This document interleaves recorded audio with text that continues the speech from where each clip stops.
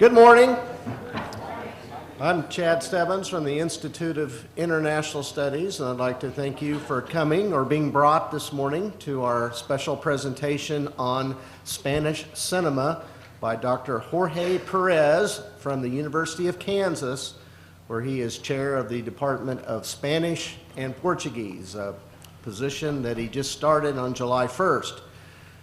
In planning the events for the Spain semester, we were very pleased to find one of the leading experts in Spanish cinema only 3 hours away at the University of Kansas. And I know several of you picked up the program on your way in, which has a good biography of Dr. Perez, his list of publications, which is quite impressive. And again, we're so pleased to have this special program on Spanish cinema. And for the Spain semester, we are showing 10 films, primarily on Tuesday evenings. We presented the first film 2 nights ago. And I would encourage you on your way out, if you don't have the Film Festival passport, to pick one up. They're on the table out in the lobby. And be sure to bring these passports with you every time you go to one of the films. And afterwards, you can get your passport stamped. And then at the end of the semester, the 15 people who have attended the most films will win a nice prize.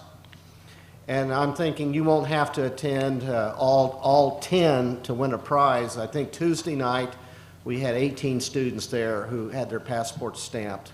So I would anticipate that to win one of the 15 prizes, you might have to attend maybe 6 or 7 films. So even if you weren't there Tuesday night, there's still plenty of time to attend quite a few others. So again, our speaker, Dr. Jorge Perez, is from Spain, from the southwest region.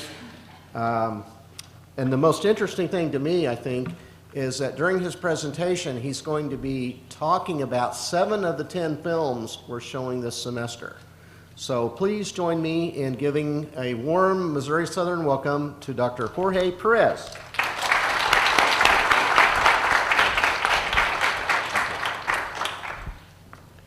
Good morning to everyone.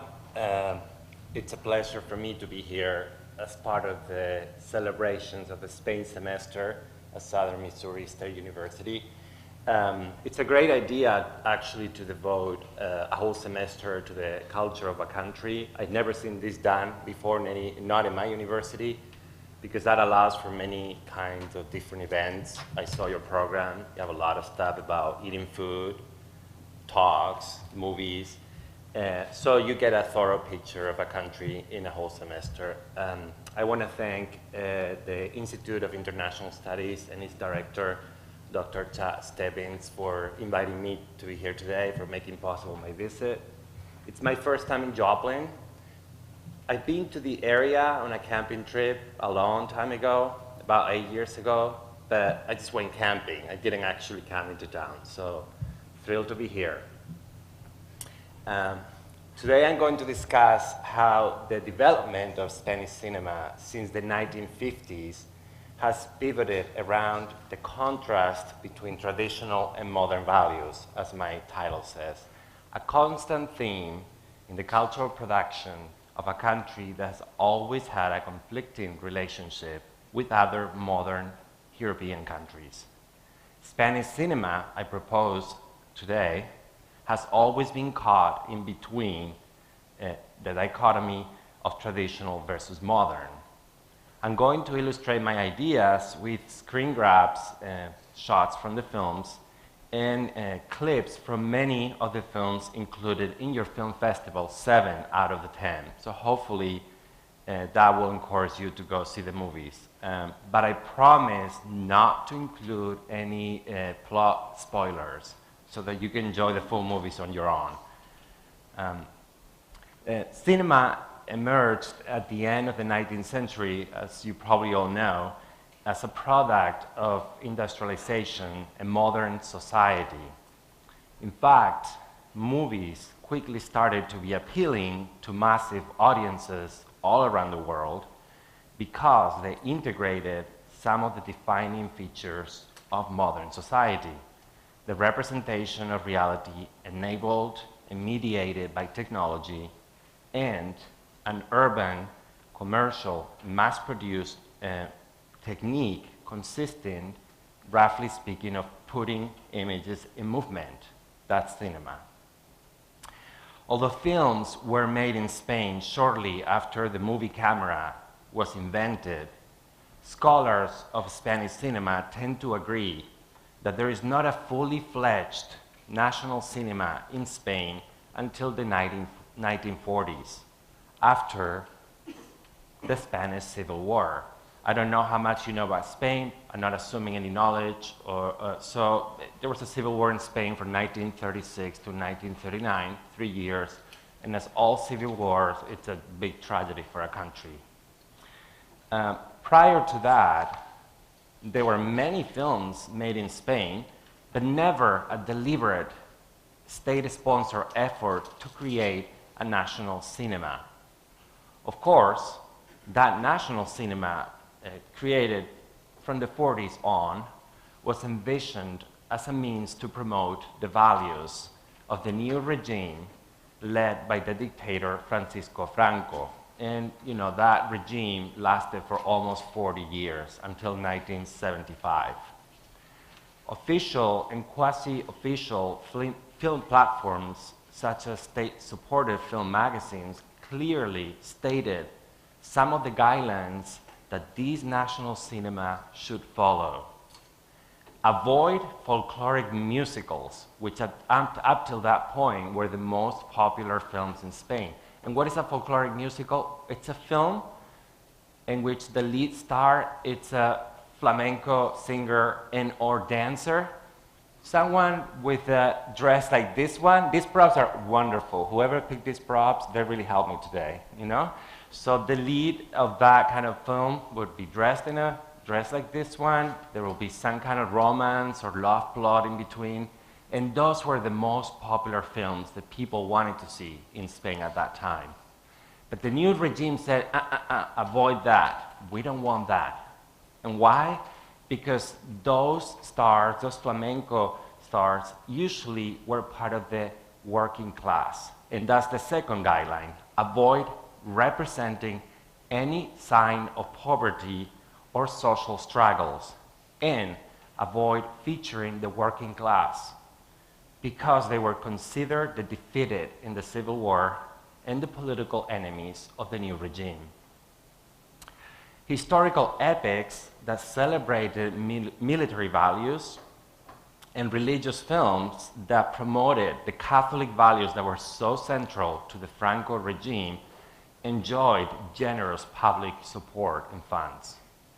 However, comedies and musicals were still the preferred genres among the audiences. No matter what a state or a government tells people to watch, people are going to watch whatever they want to watch. And that's how it should be. These were mainly commercial mainstream films that praised the traditional values of the regime and downplayed the effects of the absence of personal rights and the strict morality imposed by the Catholic Church during those years. From the mid-1950s onwards, though, Spanish cinema was renewed by the arrival of some art house directors such as Juan Antonio Bardem in Death of a Cyclist, Muerte de un Ciclista, which you can see next Tuesday in your festival, and the brief return to Spain of Luis Buñuel in Viridiana for 1961. These two films, among others, challenged the that state-sanctioned image of Spain, that image that the regime wanted to put, that celebratory image of the new Spain. Especially, they revealed the shortcomings of the modernization process taking place slowly, but taking place in Francoist Spain. And especially, they challenged the excesses of a misunderstood Catholic morality. The regime perceived and received international support in the 1950s, surprisingly, The first 10, 15 years of the regime, no one wanted to talk to Spain. No one wanted to come to Spain. Spain was like an evil in the world. Well, from the 50s on, that changed. And guess why it changed? Because of the United States. Because the United States signed an agreement with Spain to, Spain allowed the United States to have some military bases in Spain in return for some economic and technological help. Once the state was in okay terms with the United States, when Spain and the United States were in okay terms, then the rest of the world followed the lead. So Spain was admitted into the UNESCO in 1952, then signed a Concordat, an agreement with the Vatican in 1953, and was finally admitted to the United Nations in December of 1955. So Spain was back in the world after 15 years of being completely isolated. Franco, the dictator, restructured its government to promote economic liberalization and social modernization. He sure did. A new consumer society throve with the appearance of television and the spread of mass-produced automobiles. One of the most celebrated films of the 1950s was Bienvenido, Mr. Marshall, Welcome, Mr. Marshall, in which the director Luis Garcia Berlanga offered a parody of the overly optimistic official propaganda regarding the development of the country. This film tells the story of a small village that is hoping for the arrival of United States American aid through the Marshall Plan, which you might know what that is. It's financial resources that provided by the United States to help with the reconstruction of Europe after the World War II. Well, that aid never got to Spain because it was never meant to get to Spain, because Spain actually did not participate in the Second World War. So the movie is kind of ironic and sarcastic about it. The village puts on a show of stereotypical Spanishness. The whole town dresses in flamenco and bullfighting attire, so the women will be dressed with a dress like this, and the men will wear some kind of bullfighting attire. With traditional hats, and they decorate the village with folkloric motifs. As you can see in the image that I'm showing, you know, everyone has a hat, a very folkloric hat. Well, the Americans drive through, as you can see there, leaving behind a disappointed community. They never stop. The film is, of course, a metaphor for the economic dependence of Spain on foreign aid, which undercuts the official propaganda of the regime that spoke of a thriving country. Literally, the film portrays Spain as a folkloric country that is left behind Western modernization. In Death of a Cyclist, just 3 years later, director Juan Antonio Bardem offers a harsh depiction of the winners of the Civil War, middle and upper classes who enjoy a luxurious lifestyle but who are morally corrupt.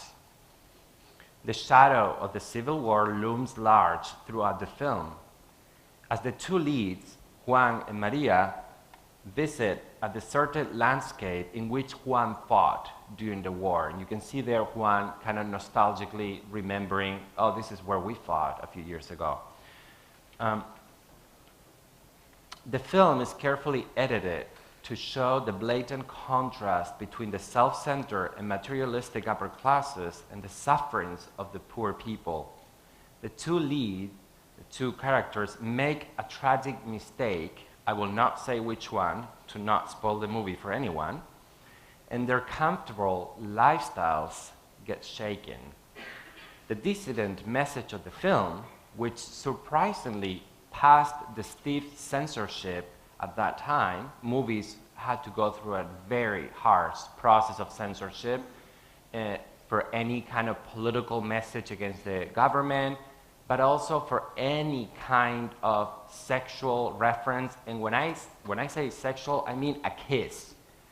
A kiss between a man and a woman, censorship. That movie could not be shown with that shot. Okay, that had to be cut. It was that stiff. The message of the film, like I said, which surprisingly passed the censorship, is encapsulated by the image that you can see in this shot of Maria, the female lead, a modern woman behind the wheel. The film associates moral decadence and even death with modernization, as attested by the arrival of mass automobile culture in the mid-50s in Spain, and the reinsertion of women in the public sphere, in this case through an activity traditionally associated with masculinity, such as driving. Traditionally and still today, because still today, advertisement about cars with horsepower, it's all about masculinity. You buy this car, you'll be a real man. Why don't they advertise, if you buy this car, you'll be a real woman? You know, because driving and cars are associated with masculinity. And bad drivers are usually women. That's what people say. Even my mom says that. Oh, I have to be a woman. Like, Mom, that's sexist. Because actually it's proved that women are better drivers because they have fewer accidents. Anyway, Luis García Berlanga and Juan Antonio Bardem renovated the Spanish film industry and included unorthodox messages that began to show the cracks in the wall of the dictatorial regime. Unfortunately, though, as we can see in this shot, they did so by still showing a sexist attitude that condemned women's increasing participation in the public sphere. And I have to explain a little bit that women during the Franco regime were especially marginalized. They were not, let's say that there were all kinds of impediments for women to work or to be independent. A woman who didn't marry and had kids was no one in society, was ostracized. It was pretty bad. And a woman could not go out of the country. A woman could not have a passport without the permission of her husband or her dad if she wasn't married. It was pretty tough. A similar assessment could be made of Viridiana by Luis Buñuel, also included in your film festival. Buñuel is arguably the most renowned director of Spanish cinema, even though he was exiled during the Franco dictatorship in Mexico and France. The film was crucial in the history of Spanish cinema. First of all, because of its quality and international relevance. It was awarded with the Golden Palm at the Cannes Film Festival in France, which is the most important international film festival. Secondly, Viridiana was relevant because of the scandal it generated. A review of the film published the day after its triumph in Cannes, which condemned Viridiana for being irreverent, blasphemous, and prompted a political crisis. The film was banned from commercial release in Spain, and no mention of it was allowed in the press or on the radio. While acclaimed around the world, Viridiana did not even exist in Spain until it could finally be screened in 1977, 16 years later, and when Franco was already dead. The scandal exposed the limitations of the new modern image that the Franco regime intended to project by co-opting the work of progressive filmmakers. In Viridiana, Buñuel engaged a number of religious themes and theological notions related to the meaning of chastity, charity, devotion, and worship, in a narrative simultaneously full of the most varied sexual perversions, quote unquote, such as fetishism, necrophilia, voyeurism, and even transvestism. For example, the film shows Buñuel's famous fascination and obsession with feet for erotic purposes. And I'll show you just a few shots of different characters, and the camera gives you a close-up of feet. Buñuel was obsessed with feet. Most scholarly approaches to this film have explored this irreverent play with religious and erotic references to point out the humorous effects that it caused, or to showcase it as a representation of Buñuel's distinctive anti-religious films. The most celebrated scene is a scandalous party by poor people that resembles the 15th century mural painting by Leonardo da Vinci, The Last Supper. However, I believe, along with film critic Victor Fuentes, that the union of mysticism and eroticism in Viridiana went beyond producing a humorous effect and displaying anti-clerical rebellion, and should be addressed as part of a radical reworking of a Christian vision of the sacred. The main character, played by Mexican actress Silvia Pinal, fails to create a Christian community among poor people. She tries, but she fails. Despite her flawed conduct, or perhaps because of it, she appears closer to the original spirit of Christianity, to the church of the poor and the marginalized. It is not by chance that Buñuel explored theological issues more deeply in this film and in his previous one, Nazarene, from 1958. This shift to the sacred coincides with the election of Pope the 23rd and the subsequent renovation of the church with Vatican II Council, which took place from 1962 to 1965.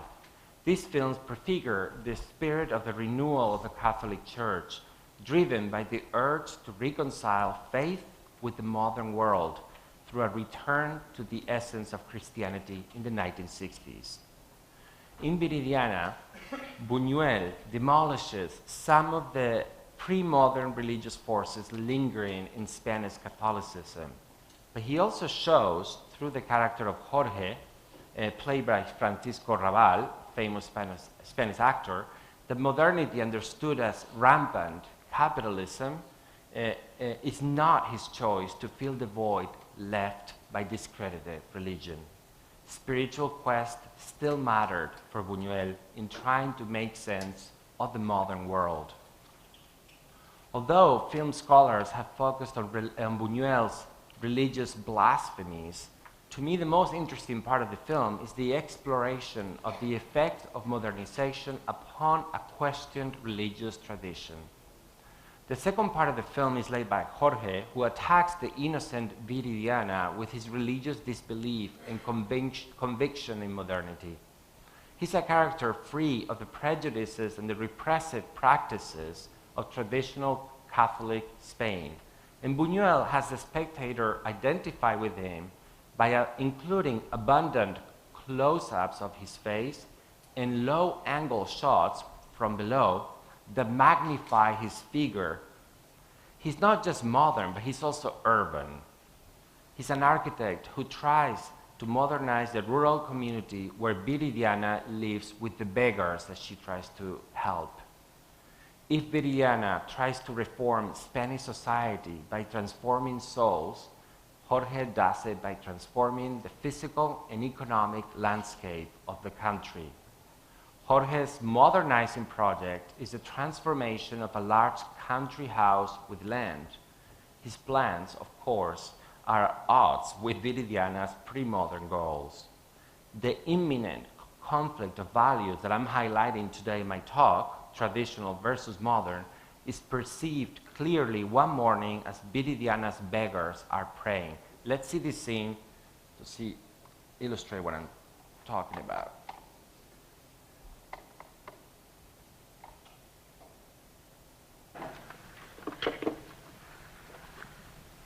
Lucía, no llores. Vamos, no llores, mujer. Qué idea. ¿Dónde encontraría esto mi padre?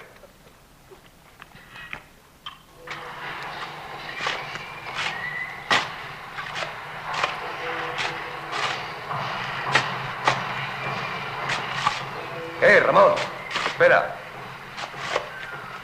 ¿Hay tiempo de hacer otro viaje? Ya no, don Jorge. No oye usted la señal. Muchachos, terminar eso pronto y vámonos. ¿A qué hora se va usted? Esta noche, pero mañana o pasado estaré de regreso. El Ángelus.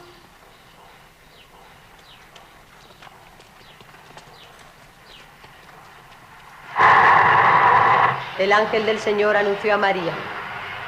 Y concibió por obra del Espíritu Santo. Dios te salve María, llena eres de gracia, el Señor es y bendito es el fruto de tu vientre, Jesús. Santa María, Madre de Dios, ruega por nosotros pecadores. Aquí la esclava del Señor. Hágase en mí según. Es contigo, bendita tú eres entre todas las mujeres y bendito es el fruto de tu vientre, Jesús. Madre de Dios, ruega por nosotros los pecadores, ahora y en la hora de nuestra muerte. O se hizo carne entre nosotros. Dios te salve María, llena eres de gracia, el Señor es contigo, bendita tú eres entre todas las mujeres, bendito es el fruto de tu vientre, Jesús. Madre de Dios, ruega por nosotros pecadores, ahora y en la hora de nuestra muerte. Ruega por nos, Santa Madre de Dios. Alcanzar las promesas de nuestro Señor Jesucristo. Amén.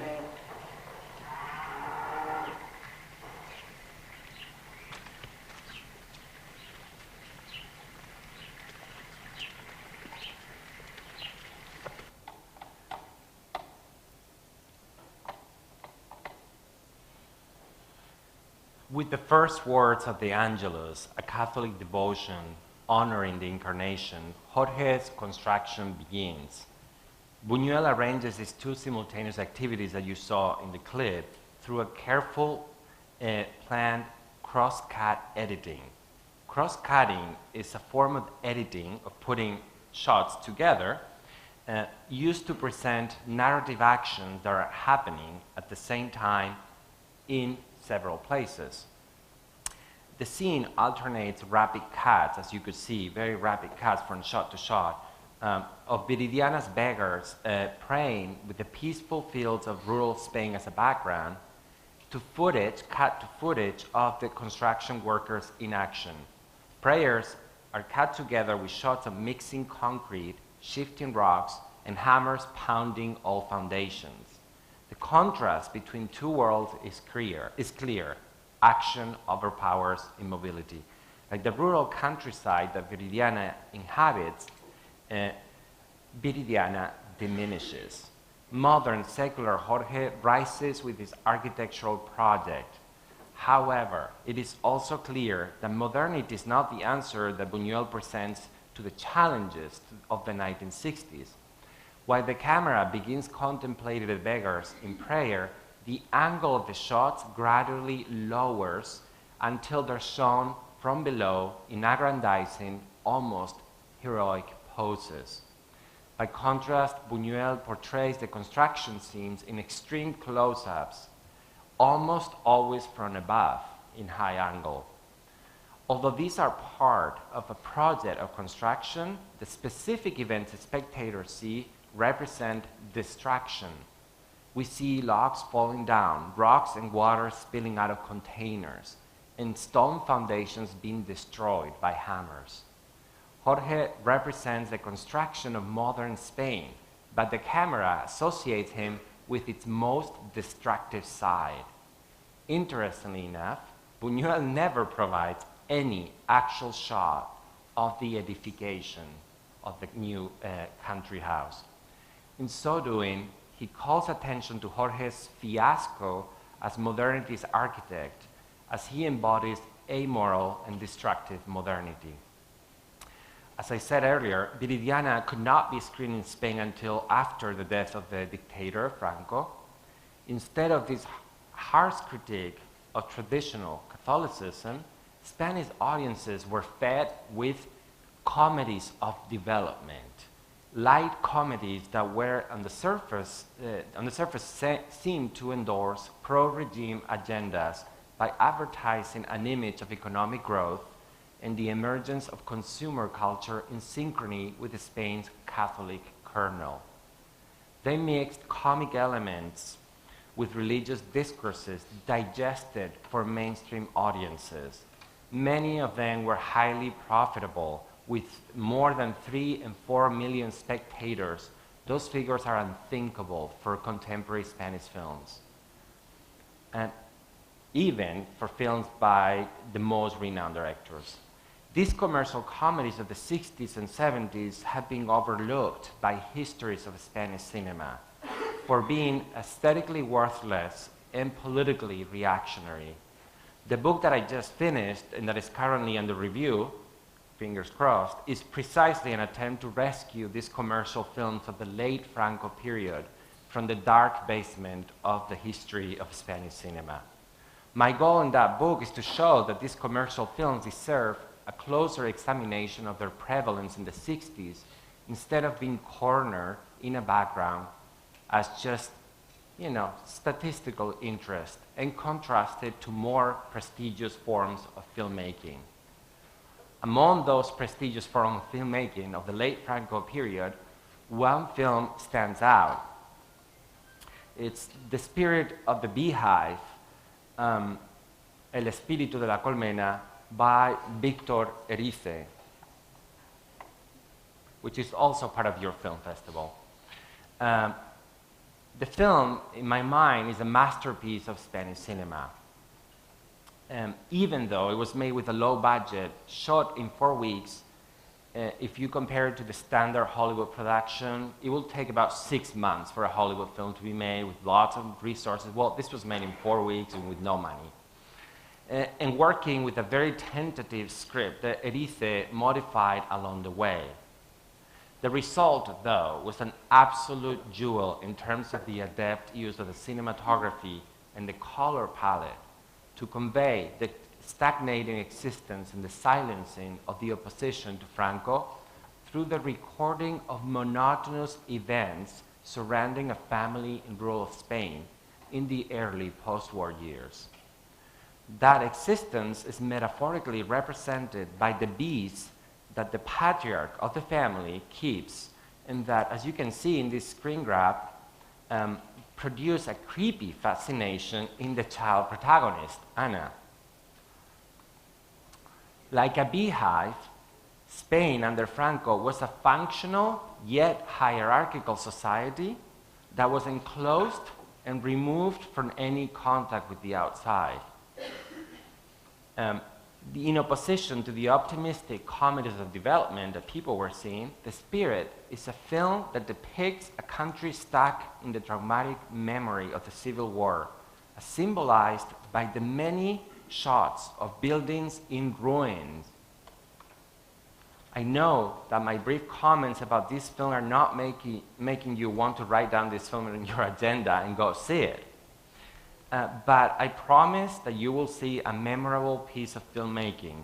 I have never seen a film in which the silences of the characters, and I mean minutes and minutes of silence, have such a powerful meaning. I always include it in my courses of Spanish cinema for seniors, and they always love it. The papers I write about this film are so creative that I enjoy reading the papers just as much as the movie. For once, reading papers I enjoy. So finally, Franco died, thank God, and Spain started what has been considered by many an exemplary transition to democracy. For many others, however, the transition had darker undertones. The social legacy of the dictatorship, the wiping out of collective memory, and the embracing of a politics of forgetting to assure consensus produced a feeling of disenchantment in several sectors of Spanish society. Censorship was abolished, so that had a great impact on the film industry, and more generous government funds were given to cinema. Both factors contributed to diversify the film scene, including, for the first time, having more female directors. Prior to that, we only had 3 women who had made movies in Spain, just 3. So when Franco died, women could start being part of the film industry as directors. Once the democratic transition was secured, the 80s were marked by innovative cultural initiatives that had a positive impact on the film industry. Cinema was seen as an effective vehicle for projecting a liberal, modern, and close to Europe image of Spain abroad.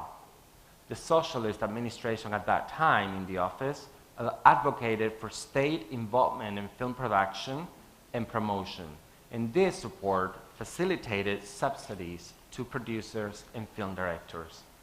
The result was a diverse industry that produced a higher number of high-quality products. Among them, Pedro Almodóvar, the director of two of the films that you can see in your festival, Women on the Verge of a Nervous Breakdown and Volver, became an internationally recognized director who successfully projected the image of a new Spain that overlooked the dictatorship and traditional Catholic values. This became the most exportable image of a country that was proud to have become similar to other European countries. Pedro Almodóvar's first film offered a testimony of the effervescent cultural movement of the late 1970s and 80s in Spain, especially Madrid. Spain regained considerable visibility in the international cultural spheres, and Madrid, the capital, became a mecca for refreshing cultural initiatives. All of a sudden, it was cool to be in Madrid. Indeed, political, social, and economic changes happened so quickly that many cultural analysts have talked about the schizophrenic tendencies in post-Franco Spanish culture to refer to a certain disorientation of society about the speed and the complexity of the changes taking place in Spain. The international success of director Pedro Almodóvar owes a great deal to his depiction of a society on the verge of social schizophrenia. His films celebrated the arrival of modernity and also paid homage to the continuing presence of traditional cultural forms in Spain. This is especially evident in the film Women on the Verge of a Nervous Breakdown, a film that earned many awards in Spain and internationally, including Almodóvar's first nomination to the American Academy Awards for Best Foreign Film. Didn't get the award that time, but he did later on twice. This film makes a hilarious, and I mean hilarious, statement on Spanish national identity. The film, which you could see on Tuesday, I know 18 of you went to see it now, tells a simple story. The attempt of the female lead, Pepa Marcos, played by a magnificent actress, Carmen Maura, who you're seeing on the shot, to communicate with her ex-lover, Ivan, to let him know that she's pregnant. That's the premise of the movie. End of the story. In between, though, a lot more happens. The film is structured around the coincidences and missed communications that are typical of the Hollywood screwball comedy, a subgenre that centers on the battle of the sexes. The phone, a symbol of modern technology, is pervasive in the film. Most of the characters of this film are shown at some point talking on the phone, holding a phone in their hands, or throwing phones out of the window. Pepa does this twice. Or listening to an answering machine. For you're citizens of the social media era, that is an answering machine. We used that in the 80s.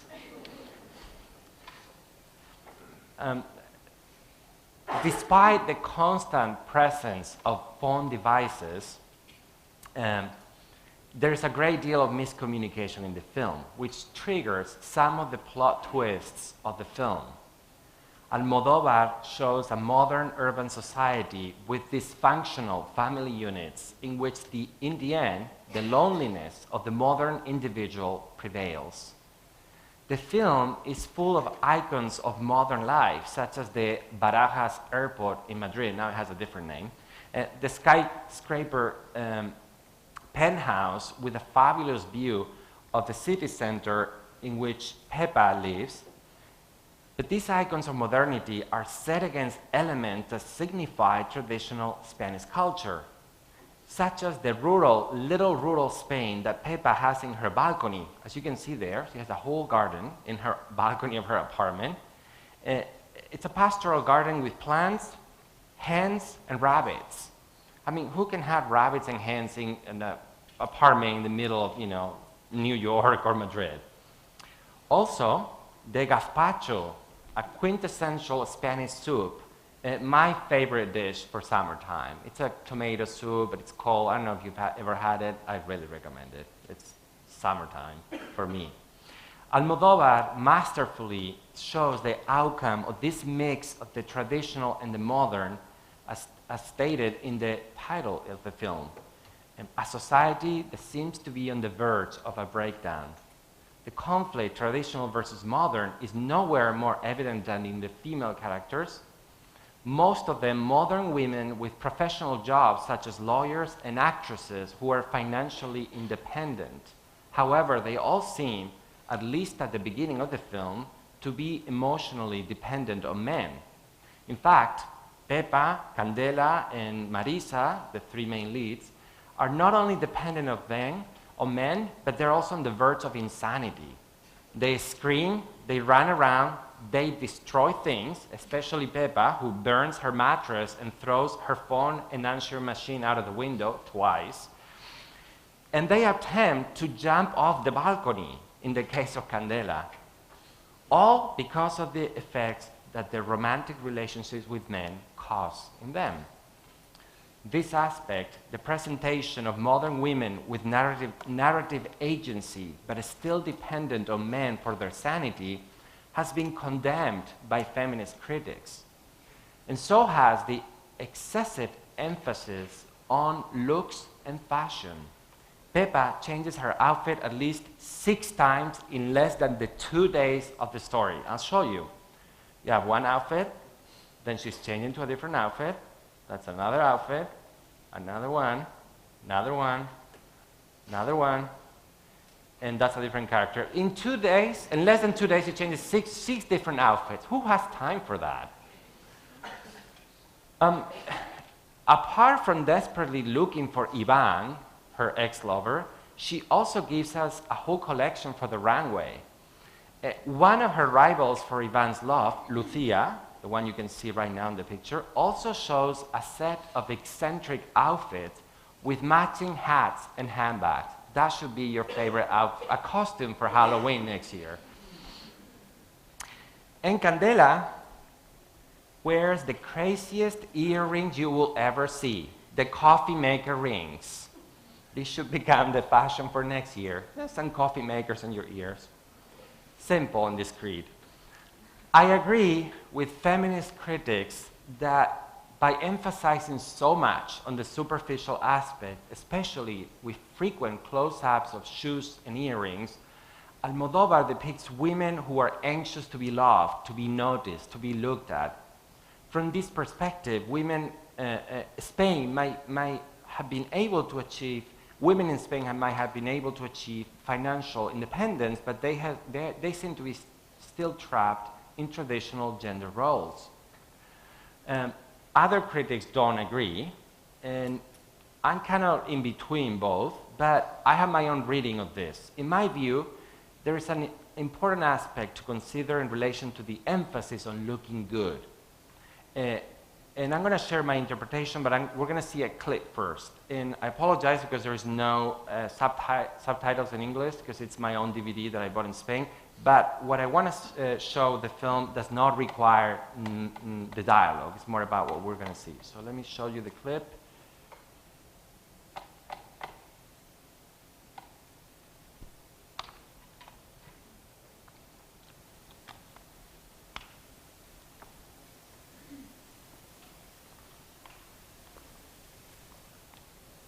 There's going to be sound in a second.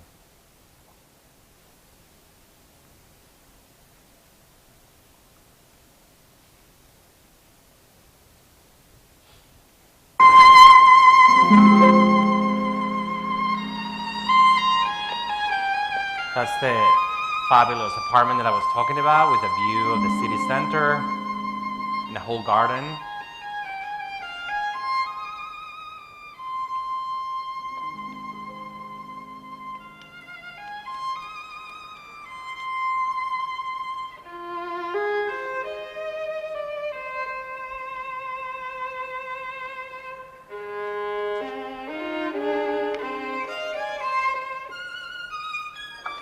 Mujer, aquí tenéis vuestro galán de noche. Espero que os sirva de apoyo, porque lo que es a mí... Tranquilas. Esto es para la comida y este palo también lo podéis usar. Vosotros también podéis usarlo y pagarlo todo lo que queráis. Tú, salta aquí, salta. No salta, le repugna. Bueno, pues me voy a seguir esperando.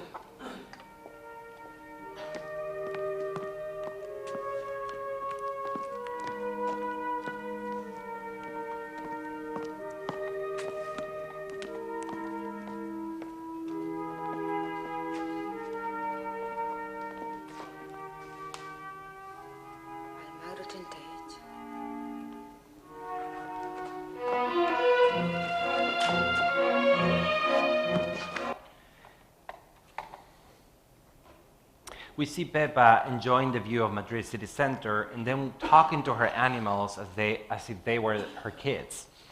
She goes in and starts walking around. A traveling shot accompanies Pepa's walk from side to side of the room, as we just saw. And that's a close-up of her expensive high-heel shoes. Expensive, they look. She appears almost like a model walking the runway to showcase her designer shoes. But while she's walking, she also figures out an important piece of the puzzle, the first step in her transformation.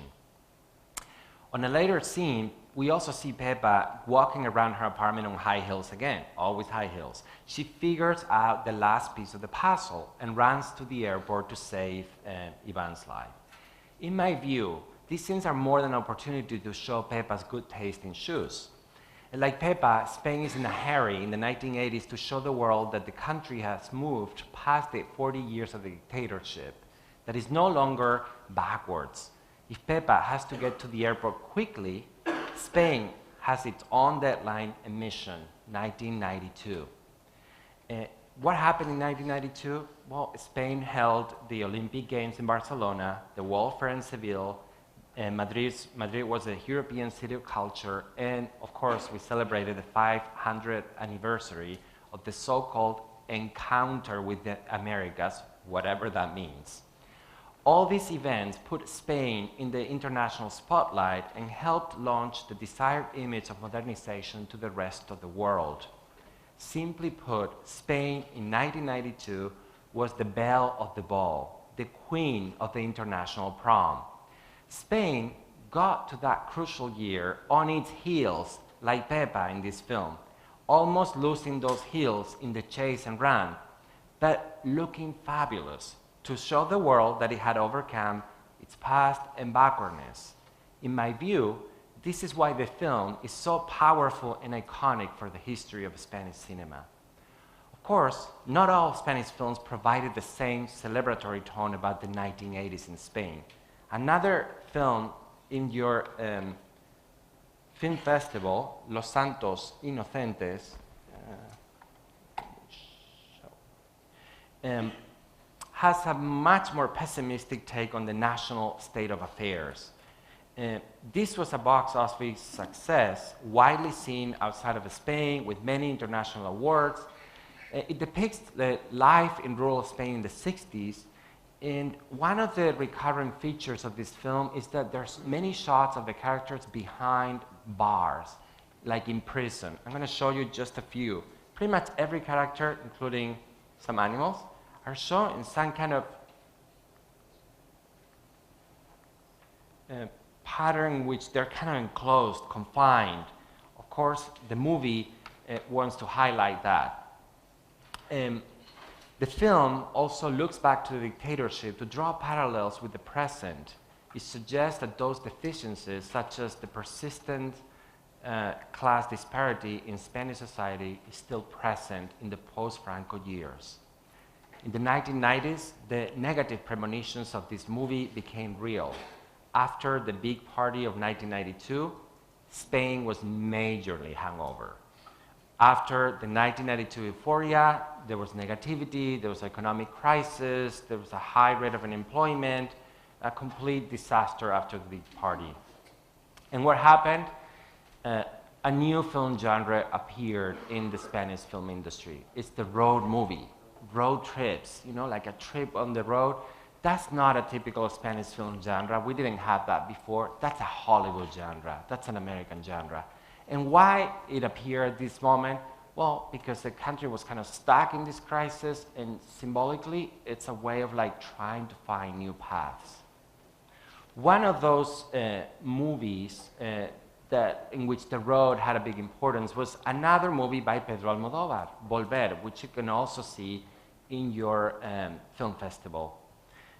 Let's see a clip from the movie because I want to highlight something from there.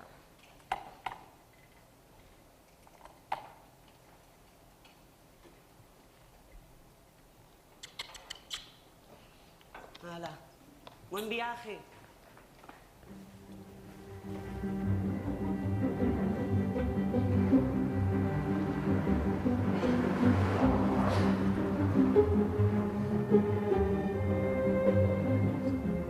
No podéis imaginar lo que me he encontrado arriba junto al baño. ¿Qué te has encontrado? Una bicicleta estática. Lo flipo. ¿Para qué va a querer la tía una bicicleta si no puede ni andar? Pues eso, que no tiene la cabeza buena, Raimunda. No me gusta que hables así de la tía, Sole. Mamá, si ni siquiera nos ha reconocido. Es el viento. El maldito viento solano que saca a la gente de quicio. Las rosquillas muy buenas, ¿eh? ¿Cómo se las arreglará para cocinar eso sin ver ni gota?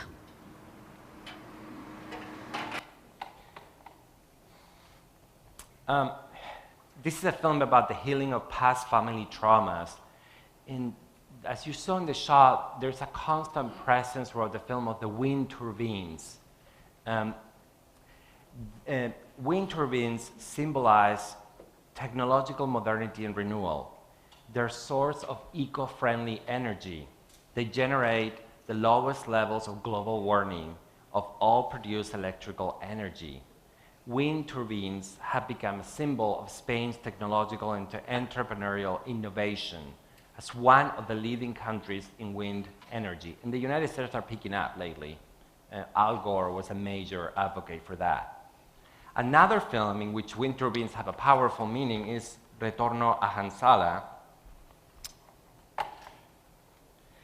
And in this film, she's an immigrant from Morocco, legal resident of Spain, who is going back to her country, and they're on a road trip all the way down to Morocco. And you see in that shot, she's mesmerized about something. What is that? Well, it's the wind turbines that populate the coast of southern Spain. And you see in the previous shot, not only she is mesmerized by them, but they show on the halfway down window of the car. So you have one symbol of Spain's modernity, the wind turbines, reflected onto another symbol of modernity, the car. At that time, Spain was the 5th producer of cars in the world. So the movie is full of these icons of modernity. It's like Spain's as a powerhouse of modern technology. That's a first for Spain. Granted, and I'm finishing, this movie, Return to Hansala, Retorno a Hansala, was released in 2008, just before the global economic recession that especially hit Spain. The financial disaster caused a disaster in the Spanish economy with a high unemployment rate that reached a dismal 27% by 2013. The unemployment figures especially affect young people in Spain today. They're forced to migrate to other countries because there are no prospects of future. Economists and sociologists speak about a lost generation to refer to Spaniards in their 20s without prospects for future. Of course, this crisis has triggered a new wave of road movies, movies about driving on the road, going somewhere else. One of them is Living is Easy with Closed Eyes, which is another movie that you will see in your film festival. I don't have time to talk much about it. I just want to show you one clip quickly. Oops.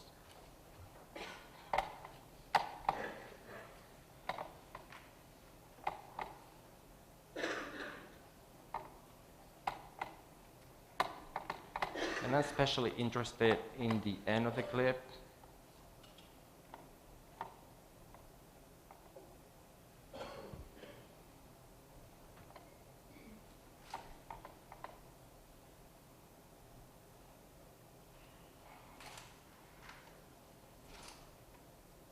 There it is.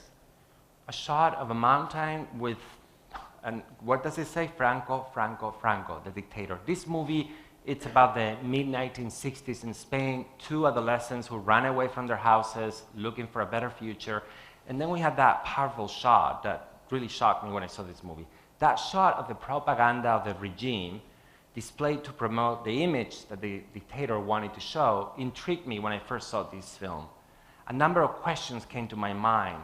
What triggered Spanish cinema and the broader Spanish society to return to the Franco years? This movie was made 2 years ago. And to return to Francoist oppressive structures to reflect upon contemporary Spain. There is a certain degree of popular nostalgia, which from time to time is a good ingredient for commercial success in cinema. All movie industries come up with, sometimes, with films that revisit a country's past with nostalgic undertones. Think, for example, about the remake of Hairspray, an American film a few years ago. But I believe there is more to the story. It is significant, at least for me, that the movie of the year in Spain in 2013 was a coming-of-age story in which two adolescents who represent the future of the country and have to face their fears to move on and hopefully build the future of the country. This was Spain's movie chosen to represent the country in the Academy Awards. It won all the awards in the Spanish Academy. It was the movie of the year.